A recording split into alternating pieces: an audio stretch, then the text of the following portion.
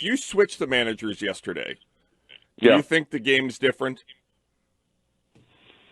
Listen, I like Aaron Boone. I think he takes a lot of heat. I just don't think there's many better than Cora, especially in the postseason. And listen, I know that he's taken a lot of heat for Fried, right? Pulling Fried and bringing in Weaver.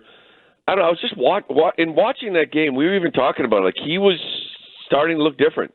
Like, he was completely dominant, and all of a sudden he just sort of lost the off-speed pitches, the location. His misses were really, really bad. You could see him tiring, and it was 99 pitches.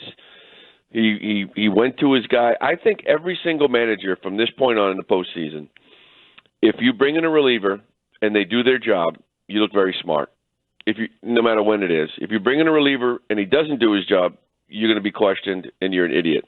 Like tonight, like Brian Bayo, the rest, if it's not Garrett Crochet, Cora's going to be aggressive. And it's going to be 4 innings, 4 1/3, 4 2/3. Maybe it's Greg Weissert early in the game. Maybe it's Slayton to get out of a jam. If Slayton doesn't give it up, why did you pull Bayo? So I feel like everybody gets this when the bottom line is Luke Weaver didn't do his job, So you got to be better.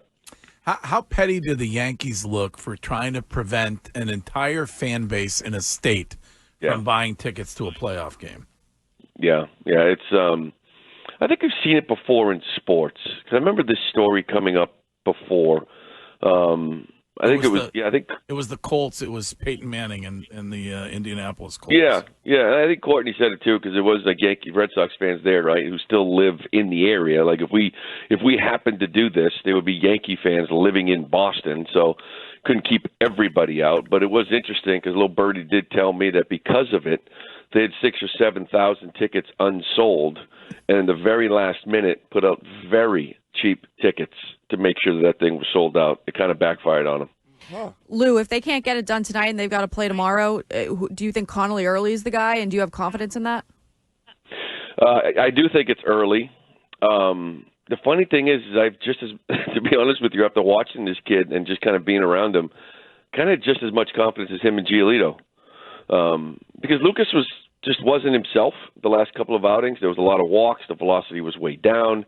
And I think no matter who it is, whether it's Giolito or Early, it's going to be 2 times through the order and just go hitter to hitter after that. The problem with Giolito is that you just thinned your whole rotation out. You thinned your whole pitching situation out. I mean, if you get by this round and you go to a game, like a 5-game series, a 7-game series, you don't want 12 pitchers.